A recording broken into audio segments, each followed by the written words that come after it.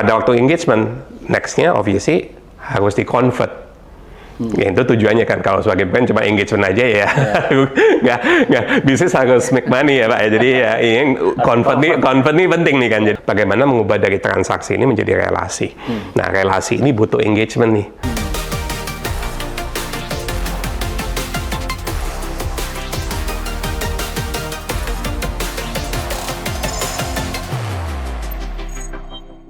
Oke, sekarang saya membaca blognya Mas Mul di LinkedIn kalau tentang ICE ya, apa interest, convert dan engage. Betul. Gitu, itu menarik banget. Tapi mungkin belum banyak yang baca, mungkin ada yang belum baca blog itu. Mungkin bisa jelaskan tahapan itu apa yang penting dari setiap tahapan tersebut tadi? Iya. Jadi saya sebenarnya mungkin startnya saya memang sangat suka sekali melihat yang kita ngomong customer journey atau customer experience di situ.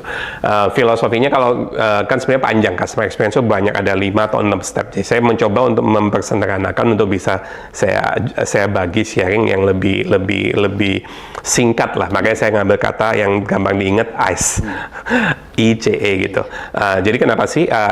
Sebenarnya perjalanan konsumen itu kan terbagi dari mereka pertama bagaimana mereka menemukan barang yang mereka mau. Itu kan mulai dari ketertarikan, kebutuhan mereka, bagaimana mereka, bahasa kita discovery ya, discovery prosesnya di mana kita mungkin melihat advertising atau melihat itu. Jadi itu tujuannya satu, build interest. Jadi semua itu kan ujungnya kan harus membuat interest. Dari interest itu barulah terjadi engagement dengan brand maupun toko yang dia mau. Nah, pada waktu engagement, nextnya obviously harus di-convert. Ya, itu tujuannya kan, kalau sebagai brand cuma engagement aja ya, nggak bisnis harus make money ya Pak ya. Jadi ya ini convert nih penting nih kan. Jadi bagaimana nextnya setelah interestnya udah bagus, bagaimana kita bisa convert. Nah, convert ini banyak nih. Sebenarnya banyak orang mikir convert cuma jualan di marketplace, convert udah selesai. Padahal banyak hal, contohnya kayak saya beli di toko, karena antrian bayarnya mahal, nggak jadi. Atau saya ke sana nyari sepatu, ukurannya nggak ada.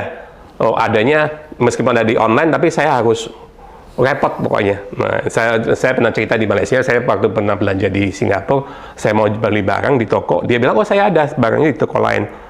Bisa diantar ke sini nggak? Saya kan tinggalnya di sini nggak. Padahal kan jaraknya kalau Singapura paling jauh juga sejam ya sebenarnya ya. Kalau dikirim harus 3 hari. Nah, kayak gitu kan, ini semua hal yang memang mengimpact convert, secara nggak sengaja. Jadi banyak sebenarnya kayak birokrasi perusahaan kita sendiri yang membuat convert ini nggak jadi. Nah, jadi dari discovery ke convert. Nah, ujungnya setelah convert belum selesai nih PR kita sebenarnya. Karena ujungnya kita juga mau customer ini kan punya relasi. Jadi kalau bahasa saya, bagaimana mengubah dari transaksi ini menjadi relasi. Nah, relasi ini butuh engagement nih. Ya sama kan Pak, kalau kita udah dari pacaran mau menikah, komunikasi engagementnya harus kita harus mengenal. Ya ini udah step berikutnya sih. Kalau saya lihat memang di Asia secara keseluruhan memang masih kurang. Jadi biasanya convert udah selesai PR-nya gitu. Nah, kalau kita udah lihat kayak di perusahaan-brand yang maju, mereka udah masuknya sebenarnya udah ke engagement. Engagement itu even kadang-kadang kita lihat iklan Coca-Cola nggak ada hubungannya dengan Coca-Colanya. Kenapa? Karena engagement brand sebenarnya. Kalau diingatkan, oh ada brand Coca-Colanya kan. Nah, engagement di sini bisa macam-macam, mulai dari building trust, appreciation, bagaimana di-convert mereka untuk bisa sharing kesenangan dengan brand ini maupun ketidaksenangannya. Jadi benar-benar membangun relasi nih, bukan transaksi lagi.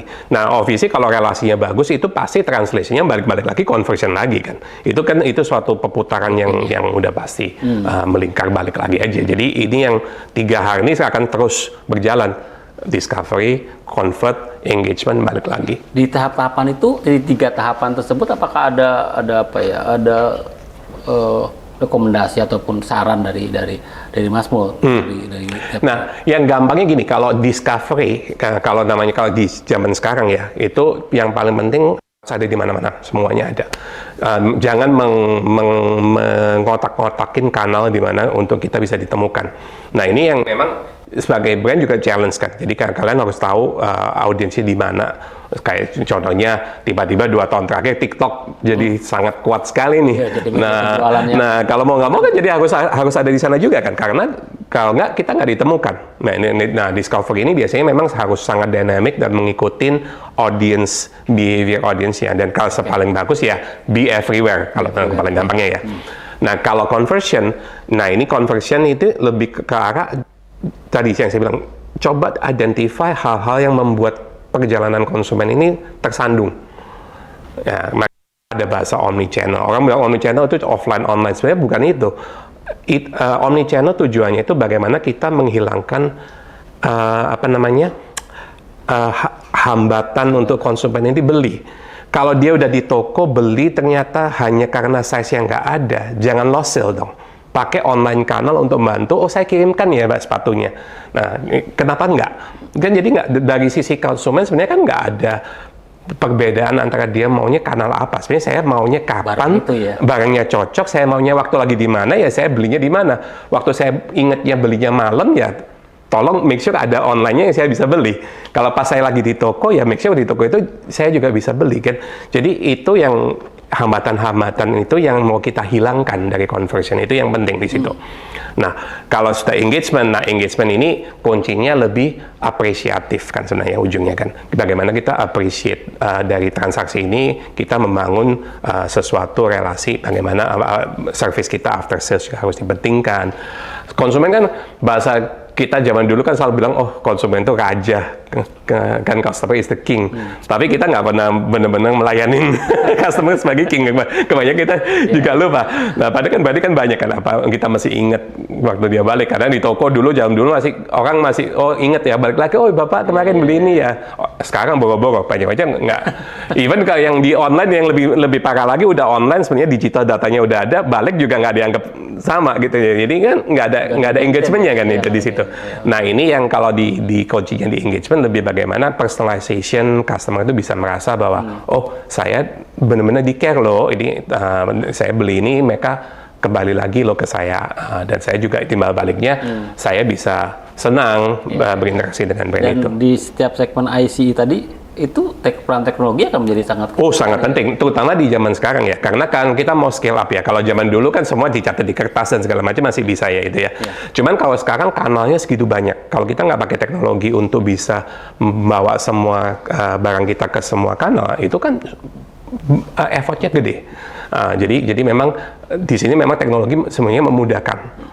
Dan bagian kalau nggak ada reason, dan teknologi juga sudah sangat affordable ya sebenarnya untuk melakukan itu. Nah itu teknologi penting. Nah conversion juga gitu, banyak pilihan payment shipping dan segala macam. Tidak ada sebenarnya limitasi on how we can do the conversion tadi itu.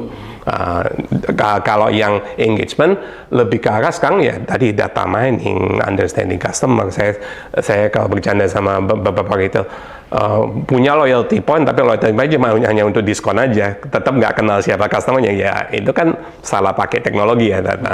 Teknologinya udah ada, tapi ya dimaksimalkan untuk yang itu seharusnya dimaksimalkan untuk engagement tadi itu.